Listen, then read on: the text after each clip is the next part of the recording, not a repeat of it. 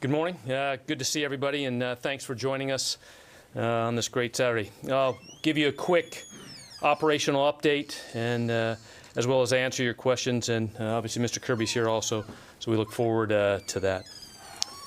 Before I describe the situation in Kabul for the past 24 hours, I want to do a little bit, take the ability to recap the past week and kind of present a holistic view of what's been accomplished.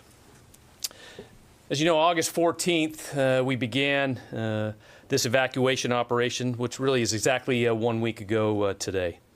Since then, we have rapidly deployed thousands of troops into Afghanistan.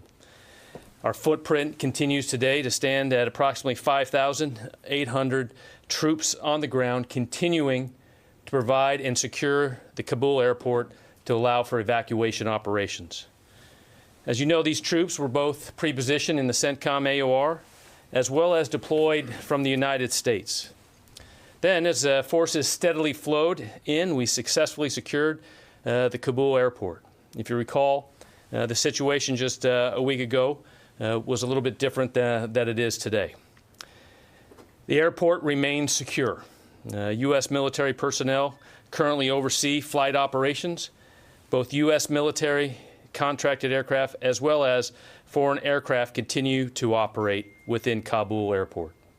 Additionally, the U.S. military has maintained the gate security at major gates and supported our State Department colleagues in the processing of individuals into HKIA to prepare for evacuation flights out of Afghanistan. Critical to getting Americans, SIV applicants, and Afghans at risk out of the dire situation in Afghanistan requires additional space at intermediate staging bases and safe havens in other locations. This impacts our throughput, as I discussed yesterday. For example, 2 days ago, if you recall, the U.S. military airlifted nearly 6,000 evacuees in a single day. In the last 24 hours, 6 U.S. military C-17s and 32 charters departed Kabul. Through this combined effort, the total passenger count for those flights was approximately 3,800. Also, in the past 24 hours, a number of C-17s are moving between Qatar and Germany, providing critical relief that will increase our input to those intermediate staging bases. And finally, in the past 24 hours, 3 flights landed at Dulles International Airport. There are now Afghans in just 1 week since beginning this operation have left Afghanistan and will be transitioned to Fort Bliss today for further processing in this process. As you can see, this is a very complex and multi-step operation.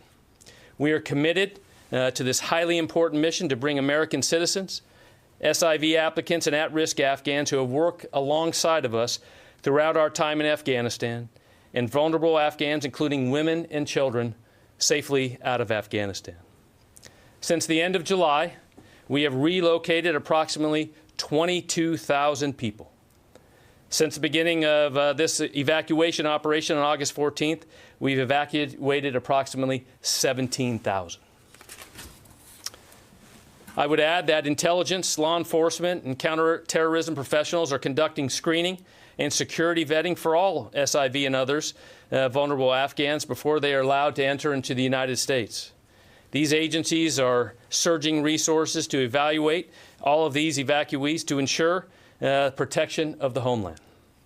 This massive effort is the result of teamwork across the interagency and the cooperation of our partners around the world who share in this incredible effort. Thank you. Okay. Looks like, Lita, you're on the phone. Yes, thanks, John. For either you or the general, obviously there's fewer people getting out of Afghanistan over the last 24 hours, and the embassy has issued a warning telling people not to go to the airport. Can you talk about the security outside the perimeter? Is it getting worse? And what are the key threats there? Is it Afghans trying to get in? Is it ISIS? Is it the Taliban? Can you just give us a clearer picture of the violence going on outside the airport. Yeah, the first part of the question is, I think you talked about guidance going out to not come to HKIA. I'm not familiar with that directly. We are continuing to process people throughout the last 24 hours. The commanders are metering how many people come in and out of the gate to ensure the safe and ability to screen applicants as they come onto HKIA. There has been no reported change to the current enemy situation in and around the airport at this time. Yeah, Court. I follow on that. I'll just read you this part of it. It was a security alert that came out of the embassy this morning. It says, because of potential security threats outside the gates at Kabul Airport, we're advising U.S. citizens to avoid traveling to the airport and avoid airport gates at this time unless you receive a specific call to come there. So can you explain what is this threat? Is it Taliban? Is there an ISIS or an Al-Qaeda angle to this? Yeah, look, I think you can understand, Courtney, why we're not going to get into specific details about the threat environment or what our intelligence is giving us. We have said from the very beginning of this that we're going to try to do this in a safe and orderly way, and that means making sure that nobody gets hurt to the maximum extent possible. So what you're seeing out of our State Department colleagues, I think, is a prudent notification to make sure that that whatever movement there is to the gates from outside the airport is done as safely as possible, and that people have the information they need to make the best decisions for themselves going forward. So I do understand the question and the interest, but I hope you understand that we're going to be very careful about what kind of extra context we're going to put out there in the information environment. There was a crowd threat that led to the evacuation via helicopter on Thursday of some Americans from right near the airport. So I guess what we're trying to figure out is this just there's large crowds and it's difficult for Americans to get there, or is there actually a threat against the airport? Again, I'm not going to get into specific threat assessments. The situation in Kabul and the whole city is fluid and dynamic, and you have seen the images over the last 24 to 40 hours yourself of the situation outside the perimeter of the airport, and it changes. It changes almost by the hour, and it changes in locations around the airport. It's very, very fluid and dynamic, and so. And I don't want to speak for the State Department, obviously, but like our military commanders, they are going to make decisions in real time about what's in the best interest of innocent civilians that have need to get to the airport, and we want to get inside the security gates. We're just going to this will change, every day. There'll be modifications to our assessments of the security environment and what we think is in the best interest of people. Can I ask you one other that's not related to this? Is there's some reports that of Afghan military and maybe some others who are rising up against the Taliban, particularly some in the north. And I'm wondering if there's been any request for U.S. military airstrikes to support them, and if so, is that the kind of thing that the U.S. military would engage in? I don't want to anticipate or talk about the future. As you know, no current requests for that have come in. But we continue to maintain the current capability that we've had on the ground and in the air since we began operations. And the only thing I'd add, Court, is the mission hasn't changed. The mission of the United States military in Kabul is to secure that airport, keep it secure, conduct, manage, and lead air operations so that we can continue to move people out. That's the focus of the military mission. But a week ago, there was a mission to support the support the Afghan military with airstrikes. So, I mean, and that was supposed to continue until August 31st. So it stands to reason, I know the situation has changed a lot in the last week, but it stands to reason that the U.S. military would still have the authority, if not the carry out strikes if requested by the Afghan military. But I guess at this point they have not been requested, is what we're told, right? Well, the general said there's been no request. I just want to stress that the military mission that we are executing now is a non-combatant evacuation operation. That is what we're focused on. Thanks. Tara. In the last 24 hours, Taliban leadership have named the Haqqanis in charge of securing the streets of Kabul and the city of Kabul. Has that been part of the changing situation on the ground and making it less safe for Americans to try and travel to the airport? Again, I'm not going to detail the threat assessments and what the intelligence is saying in there. It is very fluid and very dynamic. What I would tell you is that we continue to have regular communication with Taliban leaders there in Kabul, particularly those that are manning or in charge of the checkpoints around the airport. That communication and deconfliction occurs. That has not changed. Is the concern that while there's ongoing communication with Taliban near the airport, that there's a lot less visibility the farther you go out into the city, and that's possibly where there might be threats of kidnapping, or is that what really we're trying to avoid here? There's a whole panoply of security concerns that we have. And again, to my answer to Courtney, this is a non-combatant evacuation.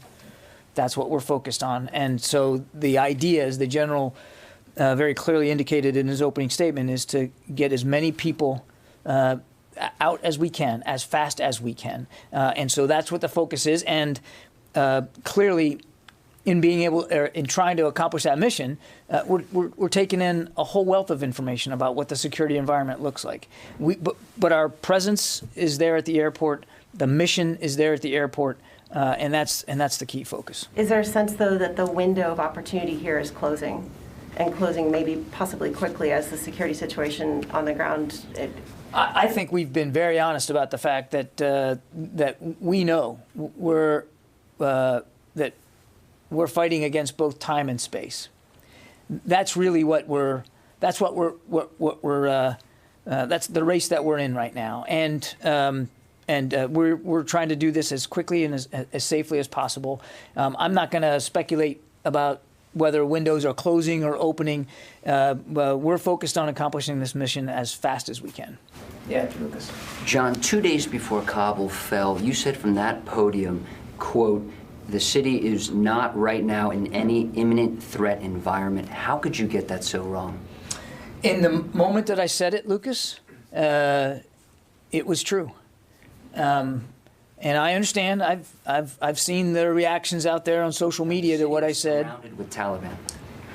In the moment that I said it, based on what we knew at the time, it was a true statement. And yes, 2 days later, things dramatically changed. I readily admit that. Things moved very, very quickly, Lucas. And as you heard the chairman up here just a few days ago say that that there wasn't any indication that that they had received that things could evolve as quickly as they did. But no indication. Cities have been falling Lucas, all week, every day. Yes, I understand, Lucas. I understand. All I can tell you is, in the moment that I made those remarks, they were accurate. I'm committed 100% to being as truthful and as honest up here and as transparent as I can be. And I'm comfortable that while others may ridicule what I say and take issue with it, I'm comfortable that what I'm giving you is the best information I have the moment that I have it. And I would hope and understand that people would see that events did and have continued to evolve very, very quickly there. To Courtney's excellent line of questioning, the assessment, the threat is going to change, and it could change literally by the hour. So we're trying to give you the best we can and lean as far forward as we can in the moment, but that moment's going to change. Friday about it could be changing by the hour. You said there was no imminent threat of Kabul falling. Again, I think I've answered the question. So 10 years ago, then General Lloyd Austin, as head of U.S. forces in Iraq, recommended to the president not to pull troops out of Iraq. Months ago, now Defense Secretary Austin recommended the same thing in Afghanistan. Is he frustrated that presidents are ignoring him? The Secretary is 100% focused on the mission at hand right now, which is a non-combatant evacuation operation. And he's comfortable that throughout this deliberation, his voice was heard, that he had an opportunity to provide his best advice and counsel to the Commander-in-Chief and to the National Security Team, as did other leaders here at the Pentagon. It was a very inclusive, very deliberate process, and the Secretary believes that the President was given the benefit of a lot of different views, not just his, but a lot of different views. And then the Commander-in-Chief made a decision. That's how it works. that's exactly how the process should work. A very calm and deliberate decision-making process. And once that decision is made, you execute. That's the way this building operates. You execute, and that's what we're doing. Is the Secretary frustrated that now, not once, but twice, his advice has been ignored by the President? The Secretary is focused on the mission at hand and not revisiting past decisions one way or another. You give your advice, and a decision is made, and you follow that decision. An order is given, you follow that order, and that's what we're doing. And as you heard the Secretary say, just after the President announced his decision in mid-April, that he fully supports that decision. He's been very clear about that. Has the Secretary thought about resigning? No.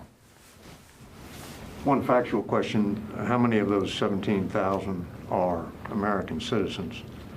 And have there been any further outside the wire operations by U.S. military? I do not have a breakdown of how many of the 17,000 are Americans. And there, to my knowledge, since you and I last talked yesterday, there have been no additional operations, as you put it, outside the wire, outside the security perimeter of the airport. But look, without getting predictive here, we have troops in a very, as I said, dynamic environment, very perilous mission, and they understand that. And they also understand why they're there, which is to help people. And if I'm not going to rule out the possibility that if they see a moment, if they see an opportunity to do it, that they won't do it. What is the sensitivity of going outside the perimeter? The Brits don't seem to have any problem with acknowledging it, and they seem to be doing it pretty openly. I saw a British soldier quoted as saying they were conducting joint patrols with the Taliban. Is there something restraining U.S. forces from going out and getting people? You want to take it? Yeah. Jenny, want me to clarify the numbers? Just going back to, I think, your first question, you talked to, just can you give me the question again? You asked. Question 17, how question. Many of the 17,000 okay. American citizens? I think I can help with that, John, on the numbers of the American citizens. Is that what you were asking? Yeah. Okay. Total number of American citizens? Yeah, that's approximately 2,500 is what's okay. reported, yes. When you talk about the operations, I'm not familiar with, remember, as we look at the joint and coalition of what's operating on HKIA, those British forces at the gate are part of the entire HKIA or Kabul, security zone. So those patrols you're talking about, I don't have knowledge of people going outside the wire as you speak of patrols. What we do see, both the British Marines that are on those gates are conducting what we would call those local security operations to continue the best they can to make sure they're safe, that all of those, the large crowds that are there are trying to continue to ensure there's,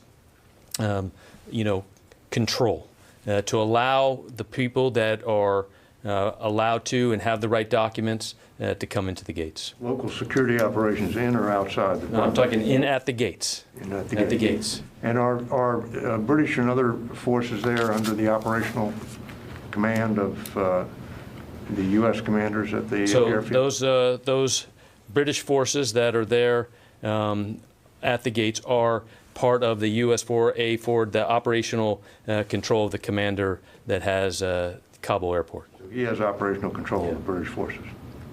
Admiral Basley, right? Yes, he's the commander. Good. Yeah. Here. General Teller, you talked about how the local commanders are now metering people coming in at these gates. Does that suggest that the flow is continuing? Absolutely. Into that? Yes. And thus, if you are an American citizen in Kabul or somewhere else in Afghanistan and can get to the airport, you should try and get to one of these entrances? What I would say is that as the American citizens come into the gates, we are continuing to process them and get them to safety. I mean, that's our mission. Right. And Have any of these gates been actually completely closed in the last 24 hours? Yeah. 12? Let's make sure, when you look at the gates and those, we're ensuring the gates are always have the ability to be open and process the right people that come to the gates. So that's, I think, very important to understand is the gates are always manned by forces there that can process the right people that come to those gates all the time. So I'm still confused here. You've got a U.S. embassy that's sending out an alert telling American citizens in Kabul, do not come to the gate if you want to get out of here because the security situation, as John has described, is too threatening. And yet you're saying you should come to the gate. I did not say you should come. What I said was that there are military forces at the gate, have the ability to continue to process those that come to the gate. And how many gates are there? There's multiple gates right now as we look at. There's 3, 4 main gates that we're processing evacuates through. Reported overnight that 2 were opened. Is that correct? 2 additional gates. When you say through additional gates, I don't have that report of 2 additional gates. Okay. Let me get to the phone a little bit more. Idris.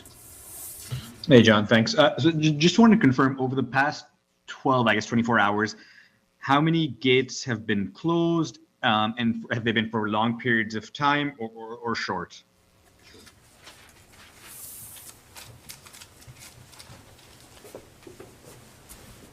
Just go back.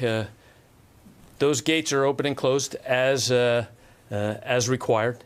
There's been short durations throughout the last 24 where gates have been closed to allow the proper people to come in and out of those gates. Okay, let's see. Forgot. Kelly from Nexstar.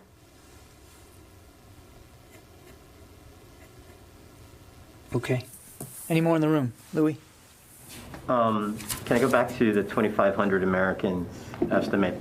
That's a very small portion of the 15,000 that the president has said maybe the top number of Americans inside. Are you making efforts to try to bring more Americans in? I know you're cautioning them to be aware of the threat environment at the gates, but at the same time, how do you get all those and that many Americans into the airport if there really are that many Americans in the country? Well, I think you've heard us say before we don't have a perfect figure of how many are in Afghanistan, let alone Kabul. And as the general said, if you're an American and you're at a gate, you will be let in that gate. The State Department's doing the best job they can to advise Americans who still haven't made it to the airport what the situation looks like around the airport, and that would be the prudent thing to do. And as you also heard the president make clear yesterday, that we're going to continue to explore options to assist Americans as needed, and we will do that. We will do that here at the Pentagon if there's a need to do something different than what we are already doing to facilitate them getting into the airport, then we'll certainly consider those options. Is there a separate advisory that goes out to Afghan nationals who have the visas in hand? I mean, are they too being told, the threat dynamic is dynamic. I mean, this threat situation is dynamic right now. Yeah. Be aware. I mean, are they getting similar messages? I would have to refer you to the State Department. My understanding is that there is that there's ways to communicate to that population, but how that's done, that's not a DoD equity. I wouldn't be able to speak to that with any great clarity. Tara? Since the mission with the 3 Chinooks that rescued the 169 Americans, have there been any other airlift rescue operations? And is that maybe a way that other Americans who are still stranded might be able to get to the airport? No. and I won't speculate about potential future operations going General forward. Taylor, question for you. You talked about the throughput and increasing the throughput of Afghans. Can you talk about the different bases that are opening up, and how is that sorting done? How did 3 aircraft go straight to Dulles and then go straight to Bliss, and then some go to Germany? How are those decisions being made? So as flights are manifested, meaning the roster that's put together at HCI of who's on those aircraft, then a decision's made of where that could go to. Let's say some flights were going into Qatar to take so there, so that Afghans could then be held there, temporarily, and then waiting for other flights to go. So what we're trying to do is keep the airflow that's in the theater, right, from having to go far, that continue to drop people off to allow other flights to take from Qatar forward to, for instance, into Dulles. So, it depends on how many folks we have. What is it? A full flight of SIV? Is it other Afghans? Is it, Americans? So that is just extremely dynamic. And with Transcom and the commanders, as those manifests are done, they make those decisions, on the spot. So is the idea that only SIVs have been fully processed are going to be coming into the U.S. for now, or will there be a situation where any of the Afghans that are evacuated will be brought onto bases and then work through the system once they're here? So what's very important that we will continue to do is the full screening and vetting process that takes place from the beginning all the way to making a final decision of where somebody goes. I know we will continue that. And then going back to right now, the guidance is, and will continue, is to continue to increase our outflows to make that happen. General? Yes. Is the American flag flying at the airport in Kabul right now? Yes. There's some talk from veterans, people who have served in Afghanistan, that the U.S. Embassy, which cost over nearly $800 million to build, why was that closed and the flag taken to the airport? Shouldn't the flag come down last from an embassy when conducting an evacuation? Hey, I can't speak for the decisions the embassy makes and what they've done. I know that embassy operations or consular operations continue on Kabul airport, and as you know, at the military headquarters, where U.S. personnel are continuing to execute the mission, the flag flies. When evacuating a country, doesn't the American flag come down from the embassy last? That's what a lot of veterans are saying. I would say, yeah. No, I was just going to say is the flag continues to fly, and the mission continues right now. Okay, just a couple more. Courtney. One for each of you. John, Congressman McCarthy put out a statement last night saying that within moments of President Biden saying that we have succeeded in Afghanistan, the Secretary Austin and General Milley provided a bleak assessment of the situation on the ground, and that he's saying that Secretary Austin specifically acknowledged that Americans were being beaten on their way to the airport.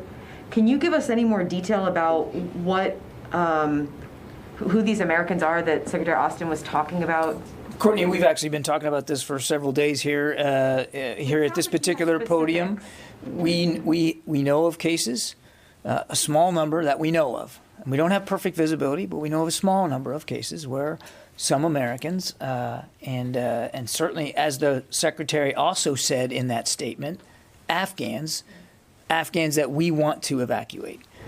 It wasn't just Americans that he talked about, have been harassed and in some cases beaten. We don't believe it is a very large number. And in a matter of fact, the numbers would indicate, and I've said this before, that most, by and large, most Americans who have their credentials with them are being allowed through the Taliban checkpoints and onto the gate and into the gate and onto the airfield. So by and large, most Americans are having no problems that we're aware of. Now, I have to caveat it, and I'll do it again, and I've done it every day. We are aware of sporadic cases where they aren't being allowed, where there is some harassment going on. And yes, some physical violence has occurred. And as the Secretary has made clear, and he made clear in that phone call, that's unacceptable. And Admiral Vasey has made that clear to the Taliban commanders that he's talking to, that it's unacceptable. But what I'm wondering is the cases that the Secretary was talking to the members about, were those occurring yesterday? I mean, are these recent, or are we talking about cases that were over the course of the last week? We have been made aware of this. I mean, more cases since the U.S. started talking to the Taliban and telling them not to do it? I don't have an exact breakdown day by day, Courtney. I mean, we've been in touch with the Taliban for quite some time. I think over the course of the last week, and we've certainly made our concerns known. And I think equally frustrating is the fact that what appears to be happening is that not every Taliban fighter either got the word or decided to obey the word. And I can't speak to Taliban command and control, but by and large, and for the most part, Americans with their credentials are being given the passage they need through the checkpoints and are getting onto the field. Again, security conditions permitting. And then just one more for you, General Taylor. There were some reports overnight on social media, including some pictures showing empty C-17s flying out, some passengers saying that they were virtually empty when they were leaving. Is that the case? I mean, do you have any sense of, are some aircraft leaving Kabul airport relatively empty without evacuees, and if so, why? Yeah. First, that flight cycle continues, and what the commanders on the ground know is to continue to evacuate and ensure everybody gets out as fast as possible. What we don't know is maybe on that situation, what I'm not aware of, that exact flight might have had a different mission to do something else. So I can't answer that. But what I do know, as you've seen in our throughput, is we are getting those that are ready to fly, that have been fully screened, ready to fly on aircraft and moving to onward destinations. But the 3,800 that you mentioned in your opening statement, those are including the 32 charters that went out and other. That's correct. Do we know how many of the 6 U.S. military C-17s, do we know how many people were on those by any chance? Approximately 1,600. Thank you. Okay, last one, Eric. No, Lucas. Let Eric have a follow-up. Of course, Eric. General, the 17,000 have been evacuated. Do you know roughly how many have gone to that initial way stop, whether it's Qatar or now, as we learned yesterday, the UAE and Bahrain also took some of those initial flights? And is the Qatar facility essentially full up at this point? You're going to have to permanently transition to some of these other intermediate way stations? No. So, as you remember, as we talked about the number that continue to move, I just want to talk about Qatar, specifically. There was time period yesterday where we delayed flights going in there to allow other flights to leave to ensure that the current capacity that Qatar, which was really well done there to continue to build that capacity so fast, to allow those flights to depart before we bring flights in. And now that we have Ramstein open also, like I mentioned earlier, that will allow us today in the next 24 is the plan to assess to get back into numbers that we saw the day before and moving them out. Okay, thanks everybody.